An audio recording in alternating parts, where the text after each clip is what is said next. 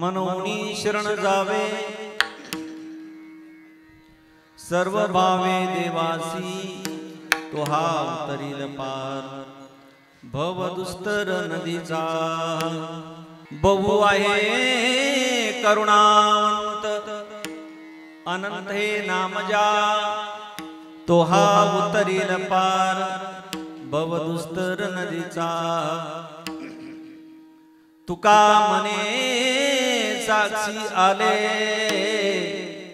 तुका मने साक्षी आले तरी केले प्रगट तो हा उतरील पार भव दुस्तर नदीचा ढला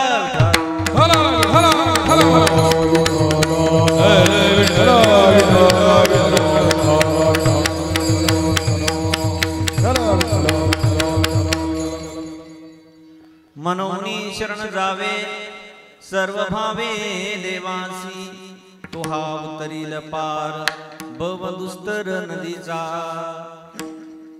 जयांची किल्या स्मरण होय सकल विद्यांचे अधिकरण तेची वंदो श्री चरण श्री गुरूंचे ती नमस्कारोनी आता मनोजव मारुत तुल्य वेगम जितेंद्रियं बुद्धिमतां वरिष्ठं वातात्मजं वानरयुतं मुख्यं श्रीरामदूतं शरणं प्रपद्ये वंशी विभूषित करार्णवनीरदाभा पीतांबराधरुण बिंब फलाधरुष्टा पूर्णेन्दु सुंदर मुखादर बिंद नेत्रात् कृष्णात् परम किमपि तत्त्वं न जाने यम यम प्रव्रजंत मनुपेत मपेत कृत्यं द्वैपायनो विरह कातर आजुहाव पुत्रेति तन्मयतया तरो विनेदुस्तं सर्वभूत हृदयं मुनिमान त्वस्मिं राधा मेरी स्वामिनी मैं राधे जी को दास जन्म जन्म मोहे दीजियो श्री वृंदावन में वास सब द्वारन को छोड़ के मैं आयो तेरे पास हे ऋषभानु की लाडली मेरी और निहार भैया राधा राधा रटत ही सब बाधा मिट जाए कोटि जन्म की आपदा श्री राधा नाम लेत से जाए नमो नमो ज्ञानेश्वरा नमो ज्ञानेश्वरा निवृत्ति उदारा सोपान देवा मुक्ताबाई नमो त्रिभुवन पावनी आदित्रे जननी देवाचे गंगा विशुद्धम नितपाद स्पर्शम सरोवेष्टितं चुंबितं पुण्यस्थानं सराले स्थितं समाधिस्थं मूर्तिं नमामि गंगा गिरियोगिराजं तपो ज्ञान वैराग्य भक्ति स्वरूपं सदा अलंकृतं साधु संन्यास योगं मुखे यस्य वेदांत शास्त्रार्थ नितिं नमो नारायण गिरि परब्रह्म स्वरूपं ढाला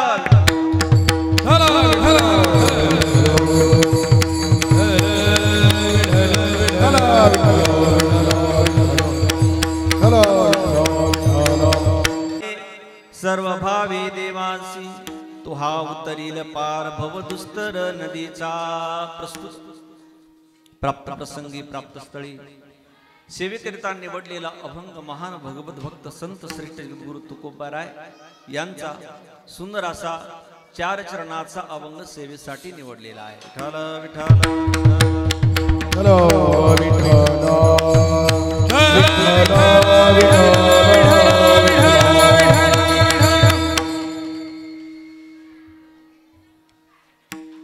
अभंगाचा शब्दाशय जर अर्थ आपण जर बघितला तर जगद्गुरु तुकोबाराय मानवी देहाला प्रत्येक आलेल्या जडजीवा करता एक आपल्याला एक मार्गदर्शन करतायत नवे प्रत्येक मानवी देहाला आलेला जो जीव आहे त्याला एक आग्रह करतायत की तुम्ही याच्यावर मनुष्य जन्माला आलात ना तर तुम्ही अनन्य भावाने त्या भगवान परमात्म्याची शरणागती करा. कारण भगवान परमात्म्याची शरणागती केल्याशिवाय या भवसागर रूपी नदीतून तरुण तुम्हाला पैलतीराला जाता येणार नाही. तो भगवान परमात्मा कसा आहे, त्याचं लक्षण काय असं जर म्हणाल तर तो फार करुणावंत आहे, कृपाळू, भक्त वत्सल आहे, दीनवत्सल अशा प्रकारचा आहे. आणि शेवटी जगद्गुरु तुकोबराय म्हणतात की माझ्याकडे शब्द ज्ञान नसून माझ्याकडे अनुभवजन्य ज्ञान अशा प्रकारचं आहे. आणि जे माझ्या प्रत्ययाला आलं, जे माझ्या स्वतःला अनुभवाला आलं, तेच मी तुमच्या समोर प्रतिपादन करतो.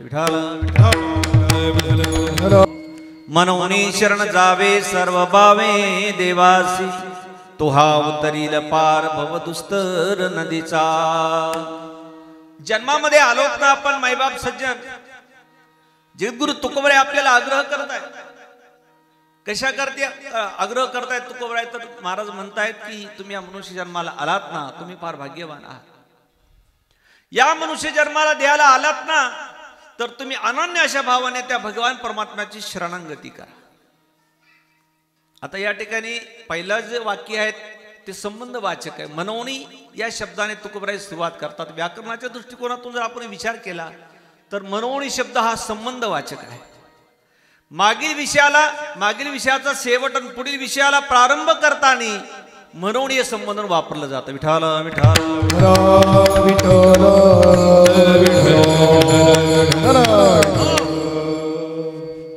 मनोनी शरण जावे सर्व भावे देवासी. ज्या सेवेकरिता आज अभंग निवडलेला आहे त्यांचा आहे वर्ष श्राद्ध असताना आमचे जे दादा आहेत, त्यांच्या वर्ष श्राद्धाच्या निमित्तानं आपण सर्व आलेलो आहोत. अभंग निवडलेल्या जगद्गुरु तुकोबराय यांचा धर्मशास्त्रामध्ये काही नियम सांगितले शास्त्रकारांनी. काय नियम सांगितले? एक आहे निषिद्ध कर्म आणि एक आहे विहित कर्म अशा प्रकारचं सांगितलेले शास्त्रकारांनी. निषिद्ध कर्म म्हणजे जे करू नये ते करूच नाही. ज्ञानोबराय एका ओळीमध्ये सुंदर विश्लेषण देतात. ते तर राज्यही तृण मानावे, जे घेववी न म्हणावे विषयी विरुद्ध. राज्य जरी असेल तर तृण समान मानावं. अशा पद्धतीनं धर्मशास्त्र जे सांगतंय तेच आपण आचरणात आणावं अशा प्रकारचं चिंतन महाराज या अभंगातून सांगतायत. तर या एक निषिद्ध कर्म म्हणजे करूच नये आणि एक आहे विहित कर्म म्हणजे शास्त्राने ते कर्म सांगितले. त्या कर्मामध्ये एक 4 अशा प्रकारचे प्रकार पडत आहेत. पहिला आहे नित्य कर्म, दुसरा आहे नैमित्तिक, तिसरा आहे काम्य आणि चौथा आहे ते प्रायश्चित्त कर्म. असे 4 कर्माचे प्रकार सांगितलेले आहेत. नित्य कर्म सकाळी उठल्यानंतर स्नान संध्या करणं, पूजा अर्चना करणं, भगवंताला नैवेद्य समर्पण करणं, तुलसी महाराणीला पाणी घालणं, कपाळाला गंध लावणं आणि आपण जो नैवेद्य जे प्रसाद जो बनवलेला आहे भगवंताला तो समर्पित करणं. आमच्या माता भगिनींना एक विनंती आहे की जेव्हा तुम्ही तुमच्या घरामध्ये देवघर आहे, पूजा आपण सर्व करत आहोत, परंतु त्याची काही नियम प्रणाली अशा प्रकारची आहे की तुम्ही जे अन्न जे बनवत आहे ना, तर ते अन्न तुम्ही प्रथमतः जो नैवेद्य आपण 5 नैवेद्य आपल्या धर्मग्रंथामध्ये पंचप्रकारचं पंचकर्म सांगितलेलं आहे. पहिला जो नैवेद्य होतो तो अग्नीला समर्पित करावा, त्यानंतर कुत्र्याला द्यावा, त्यानंतर भगवंताला तो नैवेद्य समर्पित करावा, त्यानंतर गौमातेला द्यावा, त्यानंतर जर तुमच्या कोणी दारात जर अतिथी आला असेल तर त्याला द्यावं. एके ठिकाणी शास्त्रकाराने एवढं सुभाषित सुंदर सांगितलंय की त्या पूर्ण श्लोकामध्ये पूर्ण ग्रहस्थाश्रमाची जबाबदारीच महाराजांनी टाकली. सानंदम सदनम सुदाश सुदिय कांता मृदु भाषिणी सन्मित्रम सदनम शोषितिरति आज्ञा परा सेवका अतिथ्यम शिव पूजनम प्रतिदिनम मिष्टान्नपानं गृहे साधु संगम उपासते सततं धन्यो ग्रहस्थाश्रमा. ही ग्रहस्थाश्रमाची जी कर्तव्यता शास्त्रकारांनी सांगून ठेवलेली आहे आपल्याला. ही ग्रहस्थाश्रमाची कर्तव्यता जर आपण जर केली तर वेगळं काही कर्म करण्याची गरज नाही. म्हणून हे नित्यनैमित्तिक कर्म आपण नित्य कर्म आपण त्याला म्हणतो. दिवसभरामध्ये तुम्ही जे काही काम कर्म करत असाल ते दिवसभर करा, पण संध्याकाळी आल्यानंतर सुचिरभूत होऊन एक भगवंतासाठी आपण एक वेळ दिला पाहिजे. ज्ञानोबराय सांगतात, या आटा पारी माझारी मोटकी निमिष भरी दे तुझा अर्जुना. ये 24 घंट्यातून 1 मिनिट का होईना पण भगवंताला आपण द्यावं, असं ज्ञानोबराय सांगतात. तू मन हे मीची करी माझी या भजनी प्रेम धरी सर्वत्र नमस्कारी म्हणजे एकाते. संध्याकाळी एक 5-10 मिनिटं मी भगवंताला द्यावेत. हे झालं नित्य कर्म. पुढे आहे नैमित्तिक कर्म, की ज्यासाठी आपण आज जमलेलो आहोत. नैमित्तिक कर्म आहे. नैमित्तिक कर्मामध्ये आणि नित्य कर्मामध्ये किती फरक आहे सांगतो 2 मिनिटांमध्ये. आपण दररोज नित्य कर्म आहेत त्याच्यामध्ये दररोज स्नान करतो आपण, पण नैमित्तिक कर्मामध्ये जर स्नान जर केलं तर काय आहे, इतर स्नानाचं पुण्य इतर दिवशी रेग्युलर आपण स्नान करतो त्याचं एवढं पुण्य भेटत नाही. समजा थोडक्यामध्ये त्याचं पुण्य असेल 10% किंवा 20% असेल, पण तेच स्नान जर सूर्यग्रहणाच्या वेळेस जर केलं तर त्याचं काही 1000 पटीनं पुण्य असं लागतं. त्याला नैमित्तिक कर्माची प्राधान्यता आहे.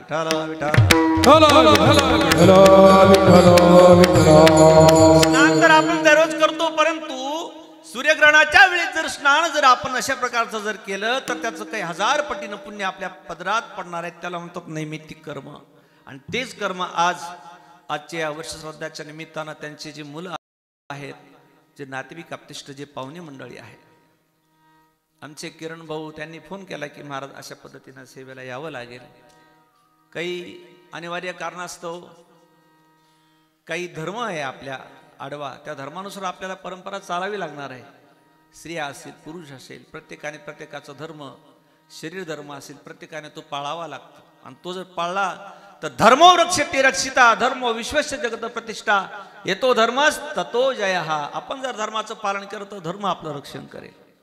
आपण जर धर्माचं रक्षण केलं नाही तर धर्मही आपलं रक्षण करणार. अशोक वाटीमध्ये रामायणातल्या प्रसंगामध्ये आपण जर गेलो तर त्या ठिकाणी आमची सीता माता एक तृण एक गवताची काडी हातात घेते आणि रावणाला सांगतात की रावणा ही काडी पाहिली का तू, ही काडी जर तुला फेकून मारली तर तू काही सेकंदात तू गतप्राण होशील. सीतामाईचं वाक्य आहे अशोक वाटिकेमध्ये रावणाच्या बंदिस्त असताना. परंतु त्या ठिकाणी एवढं आमच्या मातेला बळ आलं कुठून, तर माता सांगते की मी धर्माचं पतिव्रत धर्माचं पालन केली, शक्ती माझ्याकडे आहे, त्यामुळे त्यांच्याकडे एवढं सामर्थ्य अशा प्रकारचं आहे. आणि म्हणून आपण धर्माचं पालन केलं तर धर्म आपलं रक्षण करत असतो. म्हणून धर्माचे पालन करणे पाखंड खंडन हीच आम्हा करणे काम बीज वाढवावे ना. म्हणून या अनुषंगानं आपण सर्व या ठिकाणी त्यांचे मुलं एक धर्म कार्य करत आहे. हे कर्म आहे त्यांच्या जीवनामध्ये, कारण आपल्या वडिलांच्या ऋणातून मुक्त होण्यासाठी ते आज अन्नदान करतात. इतर वेळेत जे अन्नदान केलं जातं त्याचं पुण्य एवढं नाही, पण आज वर्षश्राद्धाच्या निमित्तानं जे अन्नदान केलं जातं ते सर्व त्यांना पितरांना त्यांना प्राप्त होतं. विठाला विठाला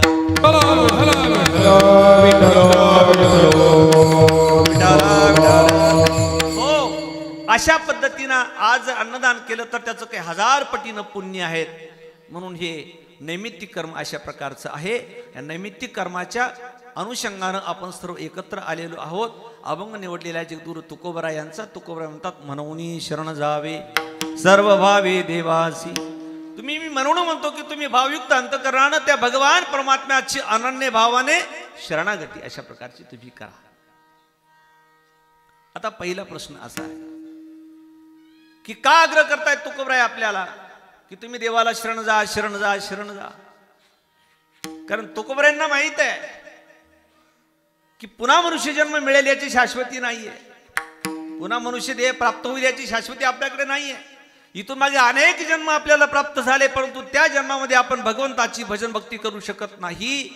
पशुकाय पाप पुण्य जाणती पशुकाय पाप पुण्य जाणती पशुकाय पुण्य जाणती उत्तम मध्यम भोग भोगी उत्तम मध्यम भोग भोगी काही एक उपजता मरती काही एक उपजता बाई अंग होती पांगुळमुखी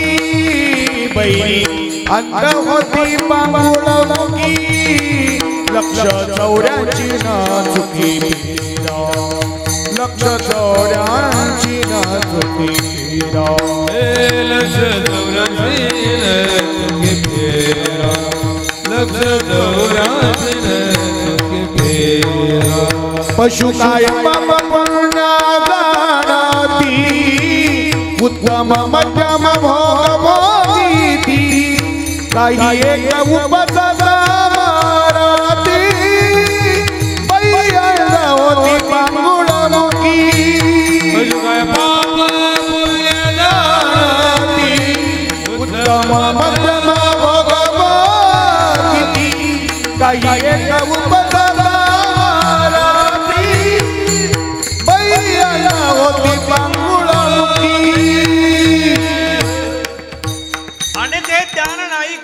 अनेक जन्म आपल्याला प्राप्त झालेले करुणा निदान, परंतु मनुष्य जन्म प्राप्त होईल याची शाश्वती नाही. भूतकाळामध्ये जर आपण गेलो तिथून मग अनेक जन्म आपण बघून या मनुष्य जन्माला आलेलो आहोत. या जन्मामध्ये तीन प्रकार बघता येतील: भूतकाळ, भविष्यकाळ आणि वर्तमान काळ.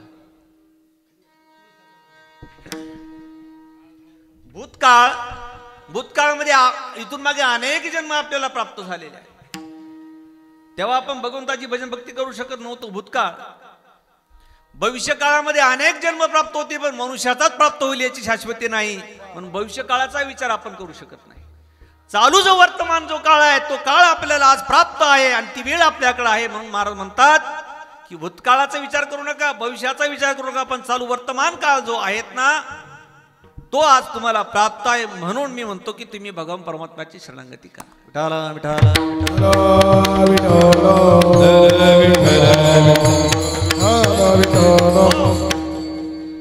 आता त्यामध्ये पुढे आपल्याला अनेक प्रकार बघता येईल. जीवाने जीवाला शरण जावं का, जीवाने जडाला जावं का, जीवाने इंद्रादिक देवांना शरण जावं का, जीवाने भगवंताला शरण जावं का, या चारही प्रकारच्या अगदी थोड्यामध्ये आपण विचार करूया. जीवाने जीवाला शरण जावं का, तर म्हटले नो, फुली. जीवाने जीवाला शरण जाऊन काय उपयोगच नाही. आमचे गुरुवारे म्हणतो सद्गुरू नारायणगिरी महाराज, चौधरी महाराज आनंदाने सांगायचे, आम्ही भैया वगैरे आता माहिती आहे त्यांना सर्वांना. महाराज नेहमी म्हणायचे काय, एक उदाहरण सांगायचे महाराज. एक मनुष्य, एक वारकरी, एक चालला होता एक प्रांतस्थ जंगलाच्या दिशेने. तो भरकटला. 1 दिवस झाले, 2 दिवस झाले, 3 दिवस झाले, 4 दिवस झाले. त्याला कुठं वस्ती दिसेना चौधरी महाराज, कुठं भाकरी, कुठं काही दिसेना, त्याला पाणी सुद्धा प्यायला मिळेना. शेवटी चक्कर येऊन पडण्याची वेळ आली. आता म्हणला आता मरतो आता काही मी जगत नाही. वारकरी होता, पण तेवढ्यामध्ये एक चमत्कार असा झाला, समोरून एक वारकरी त्याला येताना दिसला. त्याला एवढा आनंद झाला, तो आनंद सद्गतीत झाला. त्या डोळ्यातून अश्रू आले. बाबा माझा भगवंत किती दयाळू आहे, किती करुणावंत अशा प्रकारचा आहे. आता वारकरी आहे ना, त्या वारकऱ्याकडे जर मी गेलो तर निश्चित मला काहीतरी आरती चतकुर भाकरी त्याच्याकडून मिळणार आहे, पाणी मिळणार आहे गोटभर. लगबगीने चालत त्यापर्यंत गेला आणि त्या वारकऱ्याच्या आलिंगन दिलं. आलिंगन घडे वारकरी, सज्जन को सज्जन मिले हो गई 2-2 बात, गधे को गधा मिले हो गई 2-2 लात. सज्जनाला सज्जन म्हटलं की तो वारकऱ्यांचाच एकमेकाचे प्रश्न विचारणार आहे. पण म्हणले वारकरी बाबा बरं झालं हो तुम्ही भेटले. 4 दिवस झाले या जंगलाच्या दिशेने भरकटतय हो, मरण्याची वेळ आली. वारकरी बाबा तुमच्याकडे काही जर आधी चतुर भाकरी असेल तर देता का मला. तर तो वारकरी म्हणला, अरे बाबा तू तर या 4 दिवसापासून या जंगलामध्ये भरकटतो, पण गेले 7 दिवस झाले मी जंगलात भरकटतोय रे, तूच मला चतुर भाकरी देतो का. महाराज म्हणायचे हाही जीव दुःखी आहे ना, तोही जीव दुःखी आहे. एक गावठी म्हण आहे, तुम्हाला आठवते का तुम्हाला बाबा. नागड्यापाशी आता कोणते दिवस आहे अरुण महाराज, थंडीचे दिवस आहे. हाही दुःखी आहे आणि तोही दुःखी आहे, आणि एक दुःखी दुसऱ्या दुःखीला सुखी करू शकत नाही. जो देखे तो दुखिया बाबा, सुखिया कोई नहीं रे. राजा दुखिया प्रजा, दुखिया दुखिया साधो बैरागी रे. थोड़े थोड़े सब दुखी, सगळे प्रत्येक जण थोडा थोडा दुःखी आहे. मग सुखी कोण आहे? सुखी राम के दास. प्रत्येक जण दुःखात बुडालेला आहे, पण सुखी कोण आहे? साधू संतांकडे जर गेले तर ते म्हणतात ते तृप्त अवस्थेला प्राप्त झालेले आहेत. आज आमचे रामदासी महाराज इथं आहेत. त्यांचं चरित्र सर्वांना ज्ञात आहे. या गोदामाईच्या तीरावर ते आले, काही दिवस इथं राहिले. संवत्सरला जीर्णोद्धार मंदिराचं शृंगी ऋषींचं जे मंदिर आहे तिथं जीर्णोद्धार केला. म्हणजे हे एक संत आहेत महाराज. अनेक दिव्य चमत्कार त्यांचे आपल्याला माहित आहे. त्यांच्या सानिध्यामध्ये आज आपण एक कीर्तन सेवेचा योग आहे. आणि म्हणून संतांचं जीवन, संतांना हे सर्व ज्ञात आहे. विठाला विठा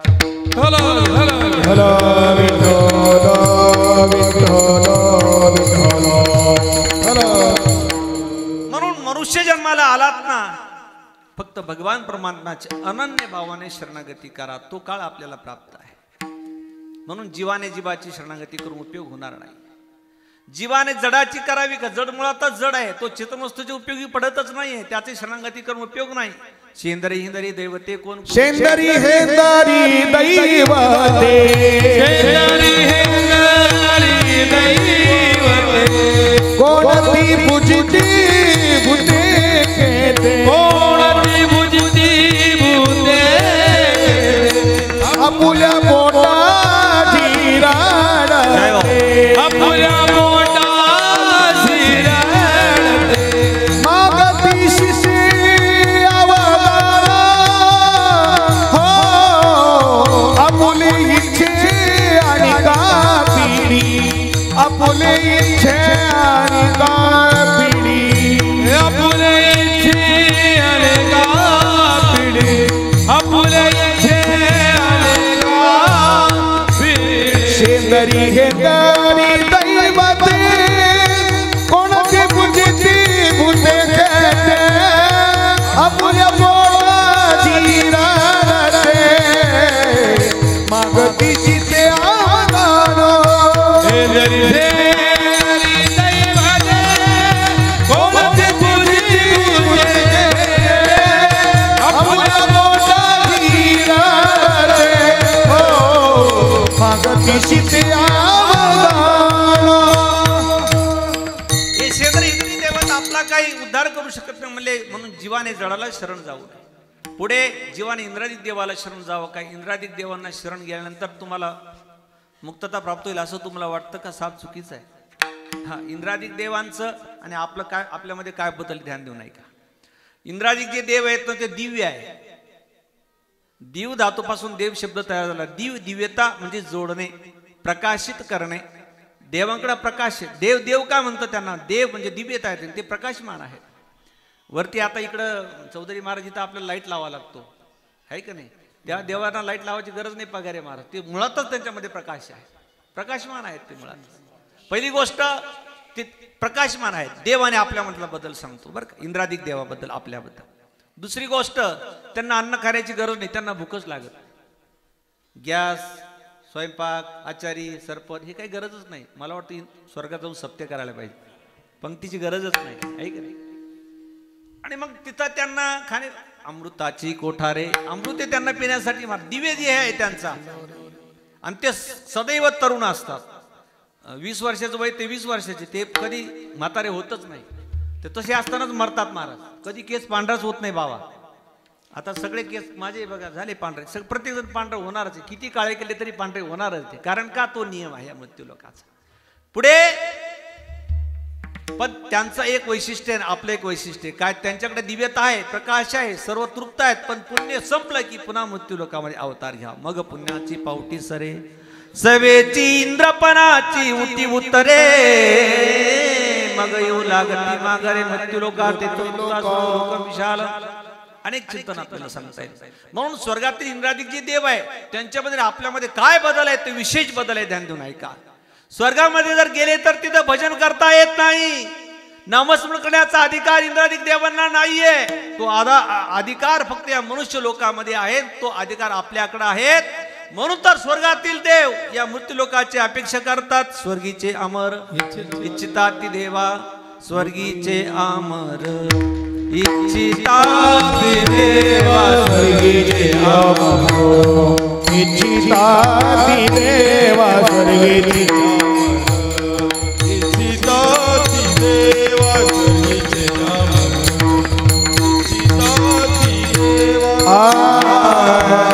मृत्युलोकी बाबा जन्म मृत्युलोकी बाबा जन्म नारायण ओ जीवन मुक्त नारायण ओ जीवन मुक्त मृत्युलोकी बाबा जन्म मृत्युलोकी बाबा जन्म नारायण